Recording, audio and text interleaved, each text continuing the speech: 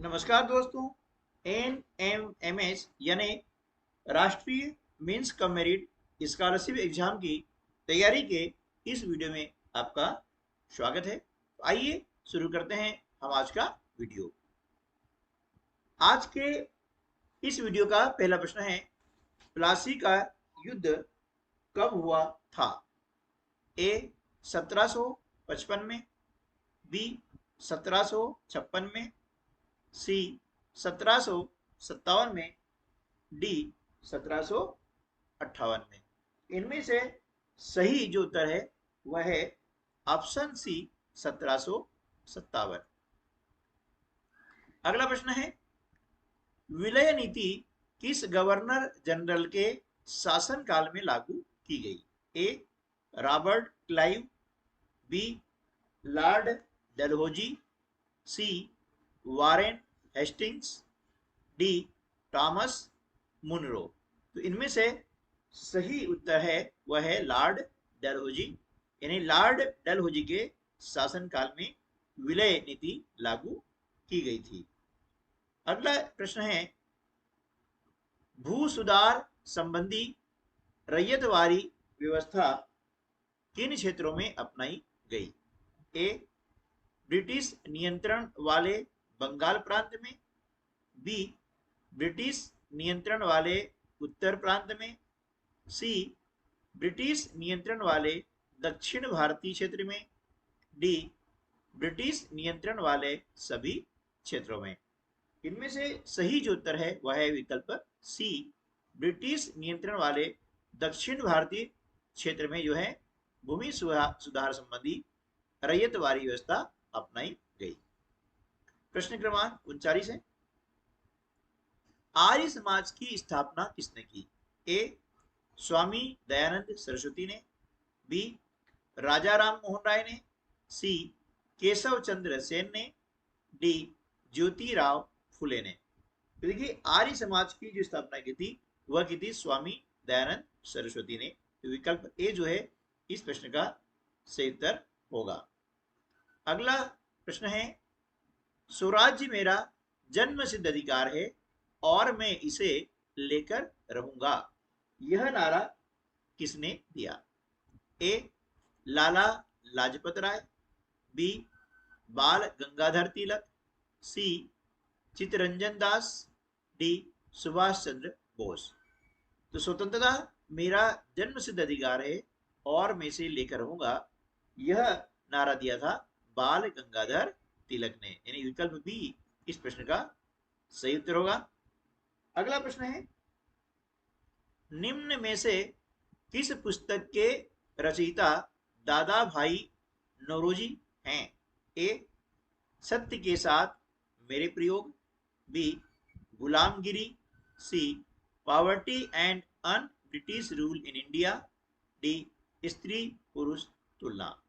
तो इनमें से सही उत्तर है poverty and un British rule in India, यानी विकल्प सी इस प्रश्न का सही उत्तर होगा। अगला प्रश्न है, दक्षिण भारत में धार्मिक आंदोलनों का नेतृत्व करने वाले नयनार कौन थे? ए सूफी संत, बी वैष्णव संत, सी शैव संत, डी नाथ पंथी। तो इनमें से सही उत्तर है शैव संत, यानी विकल्प सी इस प्रश्न का सही उत्तर होगा। अगला प्रश्न है, रानी दुर्गावती का संबंध निम्न में से किस क्षेत्र में है? ए अहोम राज्य, बी गोंडवाना, सी पश्चिमी हिमालय, डी उत्तर पश्चिम। इनमें से सही जो उत्तर है विकल्प बी गोंडवाना। अगला प्रश्न है, गंगई कोंडचोलपुरम का मंदिर जो स्थापत्य कला की अनूठी कृति है का निर्माण किसने करवाया? ए राजेंद्र प्रथम, बी समुद्रगुप्त, सी महमूद गजनी, डी चंद्रगुप्त द्वितीय। इनमें से सही उत्तर है विकल्प ए राजेंद्र प्रथम। अगला प्रश्न है, इतिहास जानने के स्रोतों में निम्न में से कौन सा एक नहीं है? ए सिक्के, बी शिलालेख, सी स्थापत्य कला, डी आधुनिक भवन। तो इनमें से सही उत्तर हो जाएगा आधुनिक भवन। ये इतिहास जानने के स्रोतों में से नहीं है।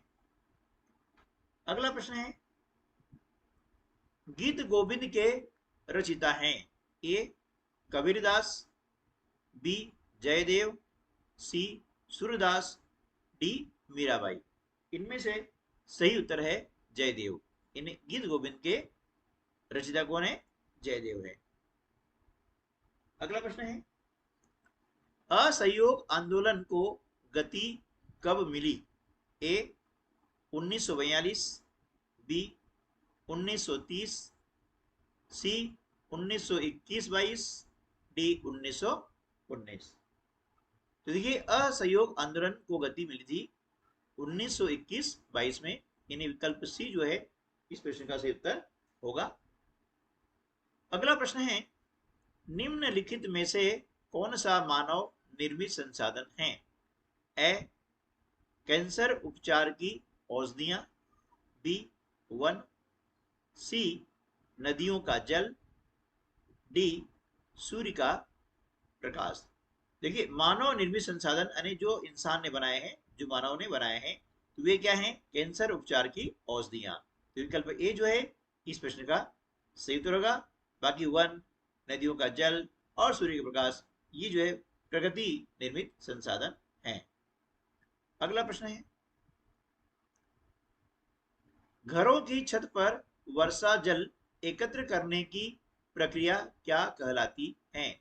ए जल रिसाव, बी जल प्रदूषण, सी जल संचयन, डी जल को साफ करना। तीन में से सही उत्तर क्या होगा? जल संचयन। विकल्प सी इस प्रश्न का सही उत्तर होगा। अगला प्रश्न है, निम्न को सुमेलित कर सही पुट का चयन कीजिए। ठीक है, सही ऑप्शन जो है इसमें चयन करना है, सही जोड़ी बनानी है। क आपको दिया है स्तंभ, इसके अंतर्गत सेरिकल्चर, पीसीकल्चर, विटीकल्चर और हॉर्टिकल्चर दिया हुआ है। अब ये कल्चर किनसे संबंधित है, उन सबके नाम इधर दिए हुए हैं, तो हमें सही जोड़ी बनानी है। ठीक है ना? तो देखिए, जो सेरिकल्चर होता है इसे कहते हैं रेशम उत्पादन, यानी रेशम उत्पादन को कहा जाता है सेरिकल्चर। इसी प्रकार से पीसी जो कल्चर होता है ना, क्या होता है? पीसी कल्चर, ये मत्स्य पालन को कहा जाता है। ठीक है ना? इसी प्रकार से विटीकल्चर होता है, अंगूरों खेती को बोलते हैं विटीकल्चर। और हॉर्टिकल्चर मतलब ये उद्यानिकी जो कृषि होती है उसको कहा जाता है, यानी इसे बागवानी कहते हैं। तो इस प्रकार से हम देख रहे हैं कि विकल्प ए जो है इस जोड़ी का सही उत्तर हो जाएगा। अगला प्रश्न है, सुनहरा रेशा किस नाम से जाना जाता है? ए गेहूं, बी पटसन, सी कॉफी और डी धान। तो इनमें से सही जो उत्तर है वह है पटसन, यानी पटसन को जो है सुनहरा रेशा के नाम से जाना जाता है, यानी गोल्डन फाइबर। प्रश्न क्रमांक 52, कॉफी का प्रमुख उत्पादक देश कौन सा है? A Brazil, B Bharat, C Canada, D Sri Lanka. तो कॉफी का जो प्रमुख उत्पादक देश है वह है ब्राजील, यानी विकल्प ए इस प्रश्न का सही उत्तर होगा। अगला प्रश्न है, इनमें से कौन सा एक कुटीर उद्योग का उदाहरण नहीं है? ए टोकरी बुनाई, बी हस्तशिल्प, सी बुनियादी ढांचे का निर्माण, डी आचार व पापड़ बनाना। तो इनमें से सही उत्तर आ जाएगा विकल्प सी, बुनियादी ढांचे का निर्माण करना। यह कुटीर उद्योग का उदाहरण नहीं है। बाकी तीनों विकल्प जो है वे कुटीर उद्योग का उदाहरण है। ठीक है दोस्तों, तो आज की वीडियो में बस इतना ही। मिलते हैं अगले वीडियो में, तब तक के लिए नमस्कार, जय हिंद।